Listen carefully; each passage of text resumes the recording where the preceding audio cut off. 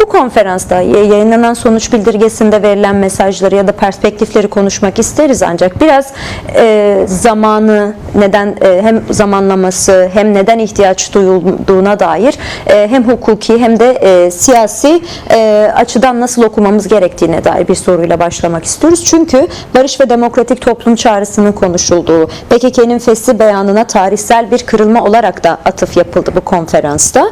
Bu çağrının üzerinden geçen süreyi de düşündüğümüzde hani zamanlamayı, nedeni hem siyasi hem hukuksal perspektifle nasıl değerlendirdiniz ve tartıştınız? Neden ihtiyaç duyuldu? Ya aslında şimdi biz süreçle ilgili konuşurken genel olarak 1,5 yıllık bir süreden bahsediyoruz. Hani 27 Şubat 2025 tarihinde yapılan Sayın Abdullah Öcalan tarafından yapılmış olan çağrıyla beraber miladı başlatıyoruz. Ondan birkaç ay öncesinden başlamıştı. Tabii bugüne kadar toplumun değişik kesimlerine, siyasi partilere, sivil toplum örgütlerine, Kürt kurumlarına verilmiş olan, önüne konulmuş olan bir perspektif, aslında bir program vardı uzunca bir süredir devam eden. Biz hukukçular da evet hani en başına itibaren bir yerinden bir başlamak, işte çeşitli zamanlarda sizin basınınızda ya da diğer özgür basın üzerinden bu konuyla ilgili, özellikle süreçle ilgili, barış ve demokratik toplum süreciyle ilgili avukatların, hukukçuların neler yapabilecekleri konusuna bazen fırsat oldukça tabii ki düşüncelerimizi dile getiriyorduk. Ancak böyle bir dönemde özellikle Sayın Öcalan'ın o 27 Şubat çağrısının, barış ve demokratik toplum çağrısından sonra Sırrı Süreyya Önder'in söylediği tek cümledir aslında hepimizi bir araya getiren şey. Kürt hukukçuların yani mevcut demeyelim daha doğrusu, diyalogdan müzakere sürecine geçerken ve barışı konuşurken, Türkiye'de onurlu kalıcı bir barışı konuşurken, Kürt sorununun çözümünü konuşurken elbette ki bunun hukuki zemininin, siyasal zemininin oluşturulması halinde bunları mümkün olacağı söylenmişti Sayın Öcalan tarafından.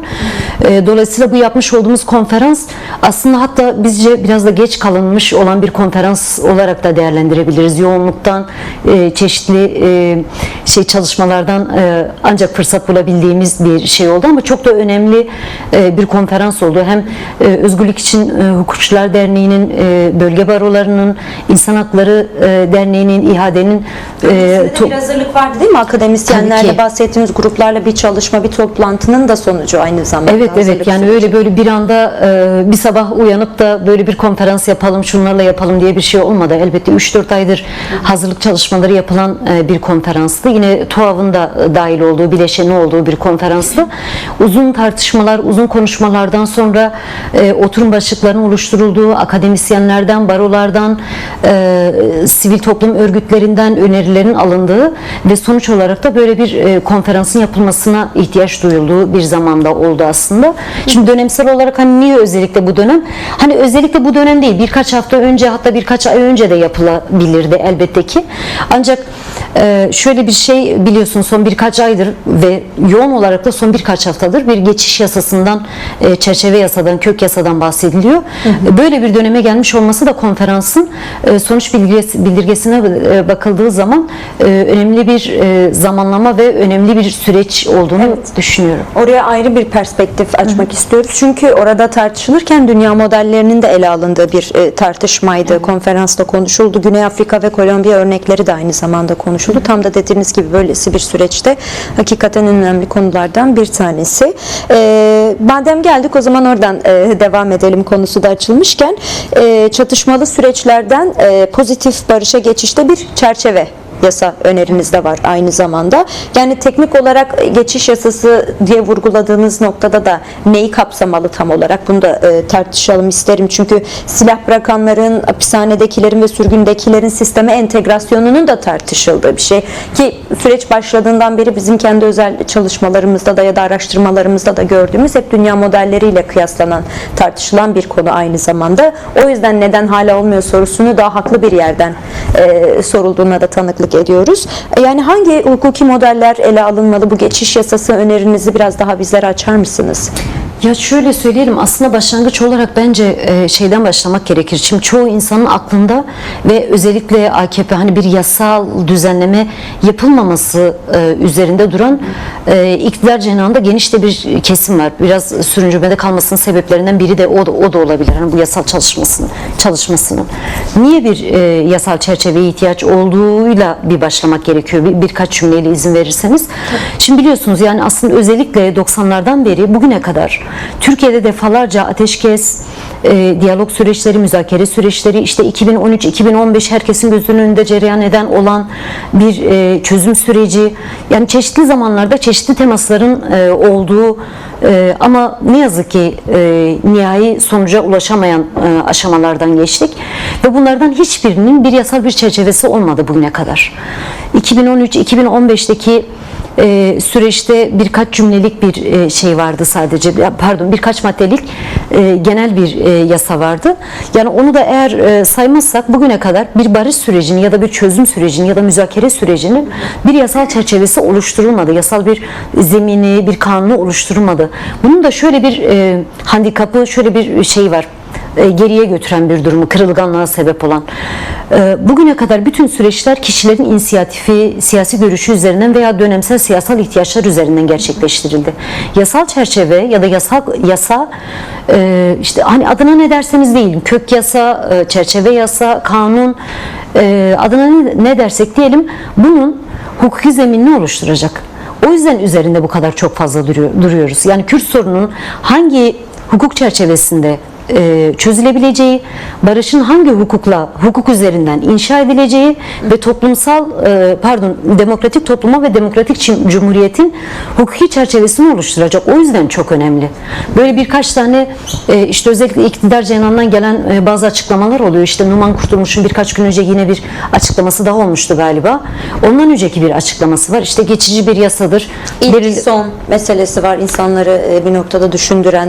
Evet, hani bir kategorik şeyi içine dahil edilme, kadroların belirli bir kategori içerisinde değerlendirilmesi, işte belirli bir süre için yasayı şey yapacağız, yürürlüğe koyacağız. O süre içerisinde gelenler son gelir, şans gelmeyenler mesajı ilgili, vermesi, evet, son şans gibi mesajlar verilmesi.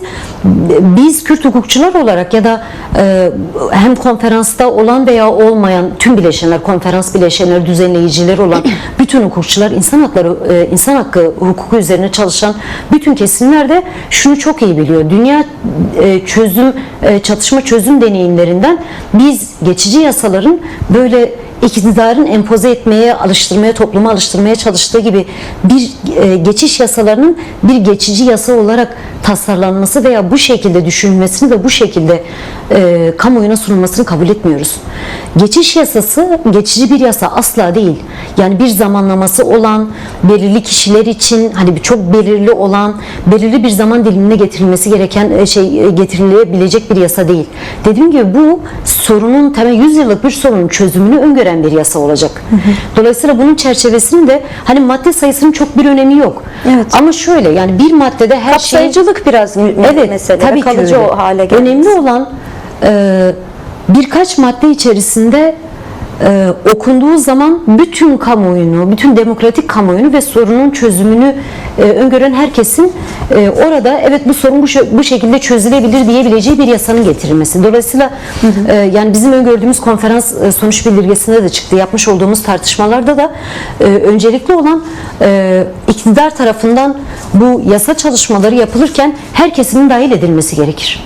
Evet. Yani bunların başına Sayın Öcalan gelir. Çatışmanın taraflarından birini temsil eden baş müzakereci, siyasal müzakereci olarak Sayın Öcalan'ın yasa çalışmasını yapıldığı dönemde, yani bu dönemlerde eğer bugünlerde bir çalışma varsa, çünkü bilmiyoruz, bir çalışma varsa, bir taslak varsa Sayın Öcalan'ın onunla ilgili mutlaka fikrinin alınması gerekir. Evet, yerel ekonomiden bahsederken, komünden bahsedilirken aynı zamanda bunun yerel yönetim ayağında da başlangıç seviyesiyle de alakalı tartışmalar da yürütüldü. Dolayısıyla sizlerin de aynı zamanda hukuksal açıdan yargının seçilmiş iradeye karşı yönelik baskılarını da ele aldığınız bir toplantıydı.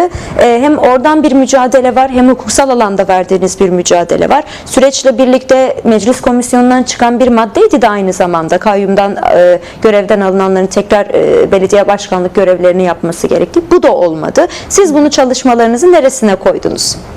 Kayyum meselesini. Şöyle söyleyeyim, ben mesela kayyum meselesi herkesin aklındaki ya da işte bir herhangi bir avukatı, bir hukukçu ya da süreçle ilgilenen herhangi bir kimseyi gördüklerinde, özellikle mesela Diyarbakır'da yapıldı biliyorsunuz konferanslar. Oradaki herkesin aklına gelen ilk sorulardan biridir kayyum meselesi. Kayyumlar hala devam ediyor. Belediye başkan, belediyelerimize el konulmuş bir durumda, gasp edilmiş daha doğrusu bir durumda. Doğru, çok haklı bir itiraz ve kayyumların kaldırılması ya da belediyelerin tekrar seçimi kazanmış olan, seçilmiş olan belediye eş başkanlarına ve partiye iade edilmesi çok önemli bir talep ve haklı bir talep. Ancak şöyle bakmak gerekiyor bizce. Yani konferansımızda da aslında o tartışıldı. Yerel yönetimlerle, yerel demokrasiyle ilgili daha doğrusu bir başlığımız da vardı. Ve yasaları, geçiş yasası ve barış yasalarını konuşurken de tartıştığımız ve üzerinde durduğumuz konulardan biri de kayyumlardı. Orada ön plana çıkan elbette ki kayyum çok önemli. Ancak eğer orada bir temel bir değişiklik yapılmayacaksa, yani o yasada bir değişiklik olmayacaksa, demokratikleştirilmeyecekse ve yeni bir yasa oluşturulmayacaksa kayyum her zaman yapılabilir. Bir de şöyle bir öneriniz de vardı, belki daha da açarsınız, ben not almışım o kısmı. Avrupa yerel yönetimler özellik şartı üzerindeki çekincelerin kaldırılması gibi bir noktada var. Yani aslında kayyum kıskacını kırmak adına yargısal olarak hukukçuların, sizlerin geliştirebileceği bir savunma veya mücadele stratejisi de tartışıldı mı orada? Tabii ki bunların hepsi tartışıldı. Bunlar hem talep hem öneri hem yapılması gerekenlerin bir yol haritası asıl olarak. Yani sizin az önce okuduğunuz Avrupa yerel yönetimler özellik şartı üzerindeki çekincenin kaldırılması. Çünkü Türkiye tarafından imzalanmamış olan bir şey. Hoş, yani şöyle de bir durum var. Avrupa İnsan Hakları Sözleşmesi'ne ve birçok protokole imza atmış, taraf olmuş bir Türkiye devletinin şu anda hiçbir şeye uymadığı, yine aynı iktidar ve devlet tarafından uymadığı bir yerde özellik şartı üzerinde özellik şartına taraf olması, çekincesini kaldırmış olmasının içinde bulunduğumuz politik durum açısından ne kadar önemi olabilirdi? Yani üzerinde yine konuşabiliriz elbette ki, ama taleplerden biridir tabii ki. Ama burada dediğim gibi mevzu sadece öyle günlük olarak, mesela Devlet Bahçesi sürekli söylüyor ya, işte Ahmetler göreve, bilmem kim nereye. Tamam, güzel de yani bununla ilgili, yani o yasa ortadan kaldırılmadığı sürece bu çözüm değil. Bunların hepsi geçici çözümler. Biz o yüzden çerçeve yasanın, kök yasanın ve bundan sonra oluşturulacak olan barış yasaları ve demokratik bir anayasanın bu nedenle oluşturmasını talep ediyoruz zaten ve öneriyoruz hukukçular olarak. Yani günü kurtaran, dönemi kurtaran, siyasetçilerin sadece kendi bireysel inisiyatiflerine, kendilerinin dönemsel ihtiyaçlarına göre yapılacak olan bazı bürokratik adımlar sorunu sadece görünmez kılar. Yani halının altına süpürmek dediğimiz şey var, yani böyle tozu halının altına süpürür, görünmez kılar. Ancak halı kaldırıldığı zaman o toz yine ortalığa çıkabilir. Bu geçiş sürecinde yasaları da bu şekilde düşünmek gerekir. Konferansın şiarı da önemliydi. Evet. Buradan da devam edebiliriz. Özgürlük, statü ve barış için demokratik hukuk şiarıyla gerçekleşti. Böyle belirlemişsiniz. Mevcut yargı pratiğinin ve anayasal düzenin de tartışıldığı bir iklimde sizler demokratik hukuk meselesini kavramsallaştırdınız aslında. Evet. Bununla tam olarak neyi kastediyordunuz? Az evvel bahsettiğiniz meselelerin karşısında demokratik hukuk kavramıyla neyi kastediyorsunuz? Hukukçular olarak devlet tarafından 100 yıldır uygulanan mevcut yasal düzenlemeleri kabul etmeyeceğimizi söylüyoruz. Yani onların bir bütün olarak, bakın, her şeyle ilgili söylüyoruz. Mesela Türkiye'de her şeyle ilgili bir kanun var. Yani bu kanunların yeni baştan dizayn edilmesi, yeni baştan oluşturulması, parçalı, yamalı, farklı ülkelerden alınmış, işte çoğunun Türkiye Cumhuriyet'in kuruluş döneminden itibaren getirilmiş, birçoğu alındıkları ülkelerin faşist yönetimleri tarafından oluşturulmuş olan yasalar. Yine anayasa bir 12 Eylül darbe anayasası cuntacılar tarafından oluşturulmuş bir anayasa. Dolayısıyla güvenlik politikalarının bütün kanunlarda Ama özellikle ceza kanunu, infaz kanunu, TMK gibi, işte anayasa gibi güvenlik perspektifiyle oluşturulmuş olan bütün hukuk sisteminin sil baştan, yeni baştan oluşturulmasını talep ediyoruz. Önerimiz de, talebimiz de bu. Şimdi biz birçok şeyi konuşurken mesela bilmiyorum gelir miyiz oraya, Sayın Öcalan'la ilgili bir statü meselesi var. Sayın Öcalan'la ilgili statü konusunu konuşurken hani fiziki mevcut hukuki yani hükümlülük statüsünün özgürlük statüsüne çevrilmesi, yani Hatta hükümlülük bildirgede, durumunun şuradan devam ederseniz aynı zamanda değinmişken, bu bildirgede, sonuç bildirgesinde Abdullah Öcalan'ın baş müzakereci statüsünün hukuken tanınması ve koşulsuz serbest bırakılması bir zorunluluk olarak ifade edildi mesela. çünkü sürecin bir ihtiyacı aynı zamanda. Demokrasinin bir ihtiyacı, sürecin ihtiyacı ve barışın kalıcılaştırılmasının ihtiyacı. Bunların tamamı. Yani Sayın Öcalan'la ilgili şunu çok net olarak söyleyebiliriz. Yani şeyde de, konferansımızda hem sonuç bildirgesinde siz de okudunuz. Konferansın da temel konularından biriydi. Her başlıkta konuşulan temel meselelerden biriydi. Yani Sayın Öcalan'ın hukuki ve siyasi statüsünü konuşurken bütün arkadaşlarımız, bütün oradaki bütün hukukçular, konuklarımız da dahil olmak üzere herkes umut hakkının devlet tarafından Avrupa İnsan Hakları Sözleşmesi'ne taraf ve anayasal zorunluluk nedeniyle mutlaka ve mutlaka uyulması gereken bir ahim iştahı olduğu konusunda herkes hemfikir. Bununla ilgili hiçbir tartışma asla yok. Yüzlerce insanı ilgilendiren bir ilkesel bir durumun devlet tarafından mutlaka bu konuyla ilgili bir yasal düzenleme yapılması gerekir. Ancak içinde bulunduğumuz süreç, ki bu süreç olmasa dahi diğer dünya çatışma çözüm deneyimlerinden de gördüğümüz siyasal liderlerin siyasi statüleriyle, çatışmasızlık süreciyle beraber aynı zamanda hukuki ve bazen de idari kararlarla siyasi ve hukuki statülerin değiştiğini görüyoruz. Türkiye açısından karşılaştırılabilir en önemli örneklerden biri, yani özellikle üzerinde duruyoruz, Mandela örneği üzerinde duruyoruz. Mandela'nın serbest bırakıldığı 1990 koşulsuz idari bir kararla ve koşulsuz ve düşünün o dönemin apartheid rejim tarafından, yani ırkçı beyaz bir rejim tarafından anayasada hiçbir hakkı olmayan, yasada hiçbir hakkı olmayan, aynı otobüse bile binmedikleri siyahi bir örgüt lideriyle bir diyalog süreci, ardından bir müzakere süreci ve ardından 90'lı yılların hemen başında Mandela'nın serbest bırakılması ve yine örgütünün üzerindeki yasaklık kararının kaldırılmasıyla beraber başlayan bir süreç ve devamında Mandela bırakıldığında, hatta örgütü üzerindeki yasaklık, kısıtlık kararı kaldırıldığında hala Güney Afrika'da çatışmanın devam ettiği, yoğun olarak devam ettiği ve ülkenin bir adeta iç savaşa sürüklendiği, iç savaşın içinde olduğu bir dönemde bahsediyoruz. Türkiye ile karşılaştırması bile mümkün olmayan bir zemin aslında. Çünkü Türkiye'de en azından 1,5 yıldır bir çatışmasızlık süreci var. Tarafların birbirine görebildiğimiz kadarıyla kırılgan da olsa bir güveni de söz konusu. Sürecin devam ettirilmesine yönelik bir güveni de söz konusu. Dolayısıyla o yüzden aslında bugün aynı zamanda yasalarda konuşuyoruz. Herkesin konuştuğu, iktidar tarafından da konuşulan bir şey. O yüzden Sayın Öcalan'la ilgili hükümlülük statüsünün bir an önce kaldırılması sadece herhangi bir kişinin özgürlüğünü konuşmak, o kişiye bir nasıl söyleyeyim, böyle bir ayrıcalık tanınmak gibi bir şey olarak değerlendirilmemesi gerekir.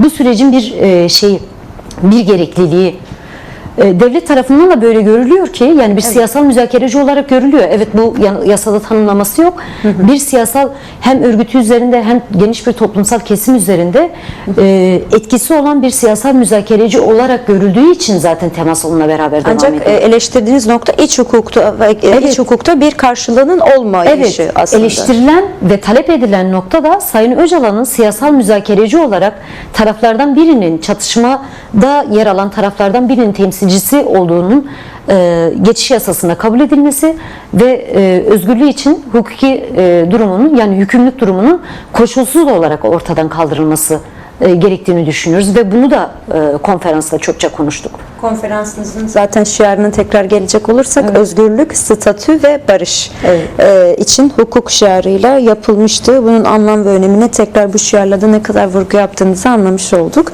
Ya aslında çok fazla konu var.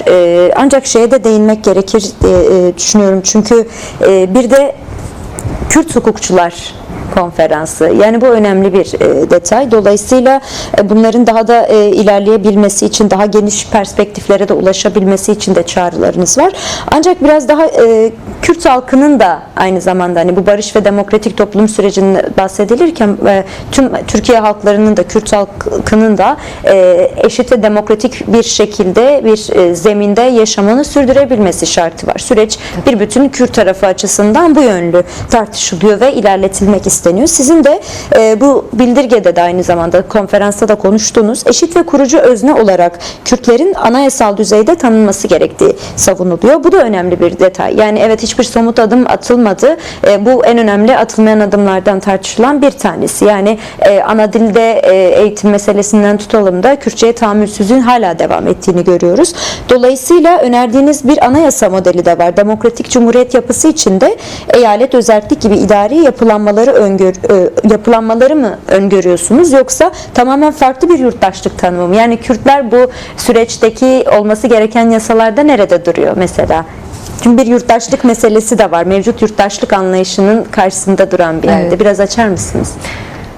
Şimdi Kürt sorunuyla ilgili temel tanımlamayı yaparken ya da sorunu konuşurken öncelikli olarak bir halk olarak 100 yıllık bir hukuk dışına itilmiş ve tanınmayan, varlığı kabul edilmeyen, dili, kimliği, kültürü yok edilmek istenen, asimile edilmek istenen ve Türklük kimliği içinde eritilmek istenen bir halk olarak görmek gerekiyor. Bu sunumla ilgili bir arkadaşımız hem Kırmançki sunum yapmıştı hem de çok güzel bir görsel oluşturmuştu. O görselin içinde bir taraftan Kürdistan'la ilgili olan, yani Kürt dilinin yasaklanmasıyla ilgili olan bir şey daha vardı. Böyle çok hepimizin dikkatini çeken ve örnek olarak da verdi. 1936 tarihli bir gazetede, yani gazete galiba Cumhuriyet olabilir, bilmiyorum gazetenin ismini hatırlamıyorum. Yani daha doğrusu o zamanki basın diyelim. Orada şöyle bir başlık var, diyor ki Balıkesir'de yaşayan yabancılar dediği de Çerkezler, Rumlar ve diğer halklar. Aslında Türkiye'li olanlar ve kendi diliyle, kendi ana dilleriyle kendilerini ifade eden halkların dillerinin yasaklandığı ve bunların yabancı statüsünde sayıldığı, yabancılar ve yabancı dillerinin yasaklandığı, bu yasağa uymayanların cezalandırılacağına dair bir haber vardı ekranda, görselde. Böyle hepimizi şimdi herkes kendi ekseninden bakıyor. Ama biz hani Kürtler bu ülkenin dışlanmışları olarak aslında hep bütün halkların ne kadar dışlandığını, ne kadar yok edildiğini, Türkiye'de artık neredeyse yok olmadıklarının en çok farkında olanlar galiba yine de Kürtler. Çünkü en fazla mücadeleyi verenler olarak ifade ediyorsunuz evet. bunu da. Yani bugün konuştuklarımızın tamamı böyle hani özellikle ya Kürt vurgusunu yapıyoruz. Hani Kürt sorunu, Kürt barışı, daha doğrusu bir barış süreci. Ama konuştuğumuz şey sadece Kürtleri ilgilendiren bir durum değil. Elbette ki ne bugün ne de bundan önce ne de bundan sonra öyle bir şey değil. Türkiye'nin tamamının, yani Türkiye toplumunun, Türkiye halklarının Türküyle, Kürdüyle, Çerkeziyle, Lazıyla, Rumuyla hep beraber kurucu öznesi olduğu bu cumhuriyette, bu topraklarda yaşayabilmesinin yolunu ve yöntemini bulmaya çalışıyoruz.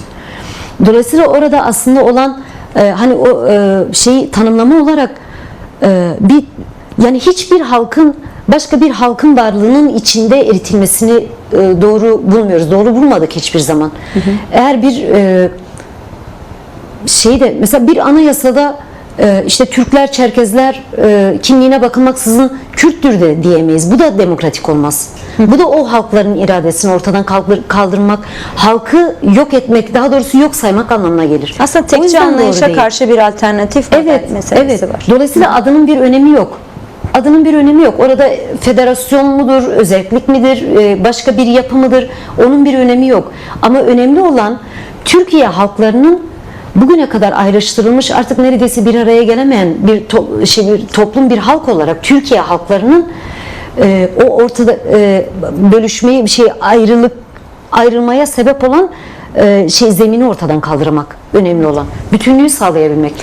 Konferansımızın şeyi de bu. O yüzden hem barış, hem statü, hem demokrasi kavramı o yüzden çok önemli. Evet.